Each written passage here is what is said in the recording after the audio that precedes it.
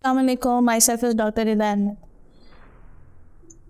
मैं दोबारा इस प्लेटफॉर्म में हाज़िर हुई हूँ एक नए क्वेश्चन के साथ, एक नए गाइडेंस के साथ, एक नई अवेयरनेस के साथ। क्या फिज़ियोथेरेपी एक्सरसाइजेस घर पे की जा सकती हैं या नहीं? अगर की जा सकती हैं तो कैसे की जा सकती हैं? ठीक है, और इसके साथ साथ इसके क्या इम्पेक्ट होंगे, क्या इम्प्रूवमेंट होंगी, क्या रिजल्ट्स आएंगे? पहला क्वेश्चन ये है कि क्या फिज़ियोथेरेपी हो सकती है घर के अंदर? वेल, डेफिनेटली हो सकती है। इनफैक्ट इसका जो रिज़ल्ट है वो प्रॉपर तरीके से आपको मिलता है और 5 गुना ज़्यादा ही मिलता है। हम दूसरे क्वेश्चन पे आते हैं कि इसके अंदर क्या क्या किस तरह की जा सकती है एक्सरसाइजेस और क्या प्रोसीजर्स होने चाहिए, कौन कौन सी एक्सरसाइजेज हैं जो घर पर की जा सकती हैं, आसानी से की जा सकती हैं। उसमें से सबसे पहले आ जाती है स्ट्रेंथनिंग एक्सरसाइजेस। स्ट्रेंथनिंग एक्सरसाइजेज वो एक्सरसाइजेज होती हैं जिसमें मसल्स को कैजुअली, जो हम लोग यूजुअली तौर पर हमारे मसल्स काम कर रहे होते हैं, आराम से काम कर रहे होते हैं, लेकिन स्ट्रेंथनिंग एक्सरसाइजेज में ऐसी एक्सरसाइजेज करवाई जाती हैं जो एक नॉर्मल रेंज से ज़रा ज़्यादा काम कर सकें, प्रॉपर तरीके से काम कर सकें, एक एक्टिवली काम कर सकें, लेजीनेस का जो फैक्टर है वो ख़त्म हो जाए। दूसरा ऑप्शन आ जाता है फ्लेक्सिबिलिटी का। फ्लेक्सिबिलिटी के अंदर जैसे कि हम लोग लचकदार होना चाहिए, कोई भी मसल हो, कोई भी जॉइंट हो, उसके अंदर फ्लेक्सिबिलिटी होने बहुत ज़रूरी है। अगर फ़र्ज़ करें कि ये मेरी उंगली है और इस उंगली को मैं मूव करना चाह रही हूँ, जब तक इस जॉइंट के अंदर कोई फ्लेक्सिबिलिटी नहीं होगी, कोई मूवमेंट नहीं होगी, तब तक ये मूव ही नहीं कर सकता। ठीक है, तो इसके अंदर फ्लेक्सिबिलिटी को लेकर आने के लिए हम लोग कुछ एक्सरसाइज प्रिस्क्राइब करते हैं, लेकिन शर्त यह है कि आपने फिज़ियोथेरेपी को कंसल्ट रखना है, हर वक्त रखना है। जब भी आपने एक्सरसाइजेस करनी है तो प्रॉपरली गाइडेंस लेनी ज़रूरी होती है, वरना जो काम हम लोगों को बेहतर करना पड़ता है वो कहीं ना कहीं पर नेगेटिव उसका इम्पैक्ट आ जाता है कि वो प्रॉपरली तरीके से वर्क नहीं करता, उल्टा नुकसान हो जाता है। थर्ड हमारा जो पॉइंट आता है वो बैलेंस्ड एक्सरसाइजेस का आता है। ऐसी एक्सरसाइजेस जिसके अंदर बैलेंसिंग की जाती है, जैसे कि फ़र्ज़ करें कि अगर किसी का कोई मसल्स काम नहीं करते, एक साइड के मसल्स काम नहीं करते और वो खड़ा होना चाहता है लेकिन वो बैलेंस नहीं कर पाता, लड़खड़ा जाता है, वो हिलने लग जाता है, वो गिर जाता है, तो ये इस चीज़ को इम्प्रूव करने के लिए कुछ एक्सरसाइजेस हम लोग प्रिस्क्राइब करते हैं। ना कि सिर्फ और सिर्फ फिज़ियोथेरेपी की क्लिनिक जाकर आप कर सकते हैं, बल्कि साथ साथ उसको घर पर भी की जाए, ताकि जो बैलेंस आपका वहाँ पर घर बैठ के जो कैजुअली हम लोग एक्टिविटीज़ लाइफ में कर रहे होते हैं, कैजुअली कर रहे होते हैं, वो प्रॉपर तरीके से हो सके और उसके साथ साथ हम अच्छे तरीके से उसको चला सकें। फोर्थ पॉइंट हमारा आता है कोऑर्डिनेशन एक्सरसाइज।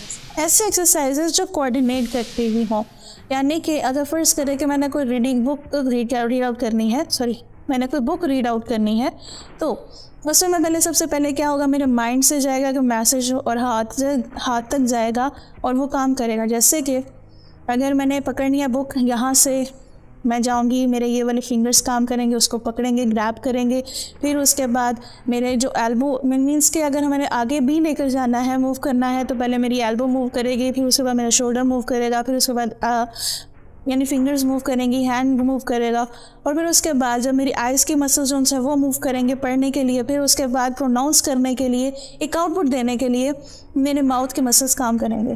तो ये कोऑर्डिनेशन एक्सरसाइजेस होती हैं। तो इनको इम्प्रूव करने के लिए फिर फिज़ियोथेरेपी आपको गाइड करते हैं कि आपने प्रॉपर्ली तरीके से वर्क करना है, किस तरीके से आपने एक्सरसाइजेस करनी है, कितनी रेपिटेशंस के साथ करनी है और किस किस टाइम पे करनी है। जिस तरह हम लोग आमतौर पर मेडिसिन ले रहे होते हैं सुबह शाम, तो इसी तरह कुछ एक्सरसाइजेस भी होती हैं, रेपिटेशंस के साथ करनी पड़ती हैं। फिफ्थ पॉइंट आ जाता है हमारा centre of gravity. Centre of gravity क्या होता है? हमारी अर्थ का अल्लाह ताला ने वैसे ही एक फ़ोर्स लगाई हुई होती है ज़मीन के अंदर, उसको लेकर चलना, उसकी वजह से हम लोग खड़े हो सकते हैं, प्रॉपर्ली तरीके से चल सकते हैं। अगर ये फ़ोर्स ना हो तो हम लोग तो हवाओं में ही उड़ते रहे।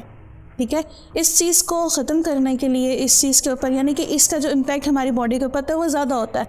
अब इस चीज़ को इम्प्रूव कैसे किया जा सकता है? हमारी बॉडी के अंदर इतनी एक्सरसाइजेस करवाई जाती हैं कि प्रॉपर्ली तरीके से जो मसल का जो प्रॉपर्ली रेंज होती है, जो गोश्त है वो किस तरह काम करना चाहिए, जॉइंट्स हैं, जोड़ हैं, उनको किस तरीके से काम करना चाहिए, ताकि जो हमारी ग्रेविटी जो फोर्स लगा रही होती है, जो ज़मीन अपनी तरफ खींच रही होती है, उसको किस तरह ओवरकम किया जा सके। इतने स्ट्रांग होने चाहिए हमारे मसल्स। तो कुछ एक्सरसाइजेज हम लोग उस तरह प्रिस्क्राइब करते हैं और वो घर पर ही की जाती हैं। 6 पॉइंट आ जाता है एक्वेटिक एक्सरसाइजेस। एक्वेटिक का मतलब होता है पानी। अब ऐसी एक्सरसाइजेज जो स्पेशली स्ट्रोक पेशेंट्स वो होते हैं जो हार्ट पेशेंट्स होते हैं, जिनको दिल का मसला होता है, उनके लिए हम लोग ये एक्वेटिक एक्सरसाइज करवाते हैं ताकि जब वो काम करें उनका ब्लड प्रेशर इंक्रीज होने के चांसेस होता है। उसको ओवरकम करने के लिए जो पानी का जो प्रेशर होता है वो उसको कम करता है, पानी के अंदर रखा जाता है। उनकी एक्सरसाइज जब करवा रहे होते हैं, अगर फर्स्ट करें कि ये वाले फिंगर्स मेरे मूव नहीं कर पाते तो उनकी यानी कि अगर मूव करें तो दर्द होता, अगर ये मूव कर रहे हैं तो ये दर्द करते हैं, तो हम लोग एक टब के अंदर पानी लेंगे और उसके अंदर हाथ रखेंगे और उसके अंदर फोर्स लगवाना शुरू करवा देंगे ताकि उनकी एक्सरसाइजेस होती रहे और जो पानी का अपना प्रेशर है वो हमारी फिंगर्स को लगता रहे, हमारी फिंगर्स को लगता रहे और वो प्रॉपरली वर्क करना स्टार्ट करते। 7th पॉइंट आ जाता है रेंज ऑफ मोशन। हमारे हर मसल, हर एक जॉइंट का कोई ना कोई रेंज ऑफ मोशन होता है, यानी कि इसमें इतनी ही रेंज होनी चाहिए। अगर ये मैं रिस्ट की बात करती हूँ कि इसकी यहाँ तक ही मूवमेंट है, इसकी यहाँ से यहाँ तक मूवमेंट है, इसकी यहाँ से यहाँ तक मूवमेंट है, ऐसे वाले जो राउंड में जो मूवमेंट है वो होती रहे। तो इस चीज़ की जो रेंज है कईयों में कम होती है, कईयों में ज़्यादा होती है। कम होने के भी चांसेस जो उनसे हैं वो इस वजह से होते हैं कि कोई ना कोई कमज़ोरी होती है, मसल प्रॉपर्ली वर्क नहीं कर रहा होता, तो उसको भी इम्प्रूव करवाने के लिए फिजियोथेरेपी उनको गाइडलाइन देते हैं सो दैट कि वो घर बैठ के भी ये वाली एक्सरसाइजेस करते रहे और आपको जो रिजल्ट है वो अच्छे तरीके से मिलता रहे। 8th पॉइंट आ जाता है रिलैक्सेशन एक्सरसाइजेस।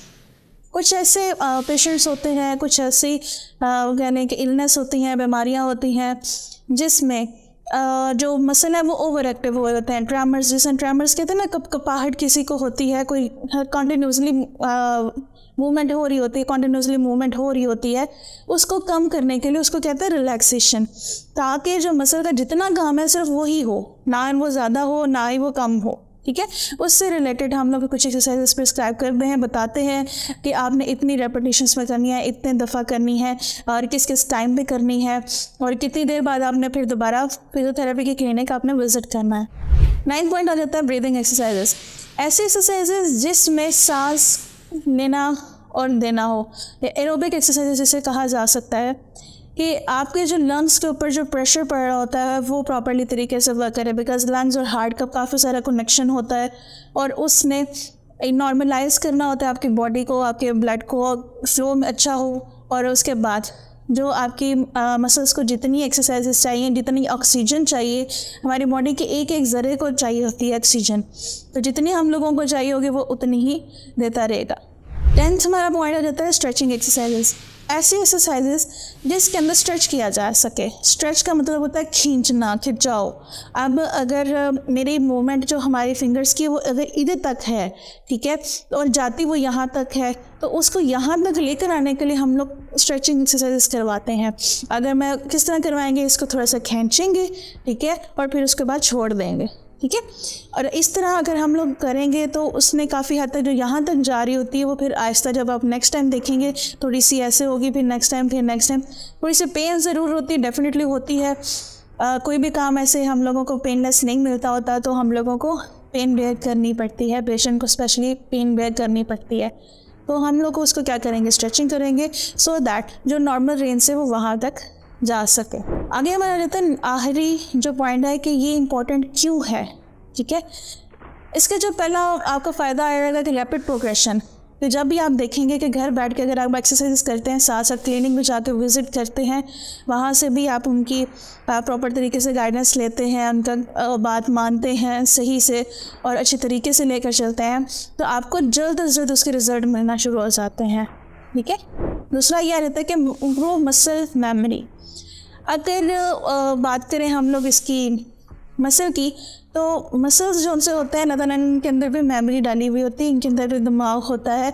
अगर जितना ज़्यादा ये मूव करेंगे उतना ज़्यादा इनको पता होगा कि मेरा यही काम है। अगर नहीं काम करेंगे, अगर वही काम नहीं करेंगे तो वो डेड होना शुरू हो जाते हैं और वो वहाँ पर स्टिफ होना शुरू हो जाते हैं, यानी कि सख्त हो जाते हैं मसल्स। तो उन जो मसल्स होते हैं उनको वापस लेकर आना, उनकी मेमोरी को रिकॉल करना कि तुम्हारा ये काम था, ये काम है और आपने ये काम करना है, तो उस तरीके से फिर उसको गाइडेंस दी जाती है, तो उस तरीके से उसको गाइडेंस दी जाती है। और इस गाइडेंस से उनको जो मसल्स होते हैं वो अपनी मेमोरी को रिकॉल करना शुरू कर देते हैं और अपनी नॉर्मल पोजीशन में आना शुरू हो जाते हैं। 3rd पॉइंट आ जाता है कि जब हम लोग एक्सरसाइजेस घर पे करते हैं ठीक है। हमारा लाइफस्टाइल, हम लोगों का रहन सहन जो पहले लेज़ी की तरफ होता है वो एक्टिवनेस की तरफ चला जाता है, और एक हेल्दी लाइफस्टाइल की भी होती है। एक मोटिवेशन मिलती है, अगर हम लोग ये करें तो आपका दिल करता है हाँ, अगर आपको कुछ रिज़ल्ट मिलता है, कोई 1% भी रिज़ल्ट मिलता है तो आप कहते हैं हाँ जी रिज़ल्ट मिल रहा है, इट्स मीन कि यहाँ पर प्रोग्रेशन हो रही है, आपको आउटकम मिल रहा है, तो हम लोग एक मोटिवेट होते हैं और दोबारा करने की कोशिश करते हैं। इस तरह इस चीज़ से एक हेल्दी और अच्छी लाइफस्टाइल जो सी है, एक्टिव वाली लाइफस्टाइल हम लोगों को मिलती है। 4 पॉइंट ऑफ प्रिवेंट री इंजरी, यानी कि दोबारा इंजरी के जो चांसेस होते हैं उससे भी ये महफूज करती है हमें। यानी कि अगर आपको इंजरी हुई हुई है, अगर आप उसको घर से बैठ के आप उसको मूव नहीं करते, कोई भी मसल अगर डैमेज है, उसको हमने कहा है कि आपने ये एक्सरसाइजेस करनी है और आप वो नहीं करते, तो वो उसके दोबारा चांसेस होते हैं कि वो वापस अपनी जगह पर चला जाए। तो उस चीज़ को भी प्रिवेंट करती है कि आप घर बैठ के भी कर रहे हो और उसके बाद क्लिनिक आकर भी कर रहे हो, गाइडेंस प्रॉपरली तरीके से ले रहे हो, तो फिर ये री इंजरी के जो होते चांसेस होते हैं उसको भी कम कर देता है। 5th पॉइंट आ जाता है कि अगर आप इसको लॉन्ग टर्म लेकर चलेंगे, इसको प्रॉपर तरीके से लेकर चलेंगे, तो फिर आपका जो रिज़ल्ट भी रहेगा वो भी ज़्यादा देर के लिए रहेगा। और अगर इसी तरह अगर आप आराम से करेंगे, थोड़ा थोड़ा सा लेकर चलेंगे, तो आपका रिज़ल्ट भी उतना नहीं मिलेगा। तो जितना ज़्यादा आप इसको लेकर चलेंगे, एक्टिवली परफॉर्म करेंगे, अच्छे तरीके से अपने लाइफस्टाइल को चेंज करेंगे कि आपको अंदर मोटिवेशन होगी कि मैंने ये करना चाहता हूँ या चाहती हूँ, तो आपको उतना ही रिज़ल्ट मिलेगा। 6 पॉइंट है जो मैंने आपसे पहले भी शेयर किया था कि आपको जब आप घर बैठ के एक्सरसाइजेस करते हैं, होम बेस्ड एक्सरसाइजेस करते हैं, तो आपको 5 गुना ज़्यादा रिज़ल्ट मिलता है एज़ कम्पेयर टू सिर्फ और सिर्फ विज़िट करना क्लिनिक। तो आप में जितना ज़्यादा खुद भी मोटिवेट होना चाहिए, खुद के अंदर भी इतनी हिम्मत होनी चाहिए कि आप घर बैठकर ये एक्सरसाइजेस परफॉर्म करें, सो दैट कि आपको रिज़ल्ट अच्छा मिले, आउटकम आपको अच्छी मिले और आप मोटिवेट हों और आप जल्द अज जल्द अपनी ज़िंदगी, नॉर्मल ज़िंदगी की तरफ आना शुरू हों। तो ये था आज का टॉपिक हमारा। उम्मीद है आपको कुछ अवेयरनेस मिली होगी। अगली वीडियो के लिए, तब तक के लिए अल्लाह हाफ़िज़।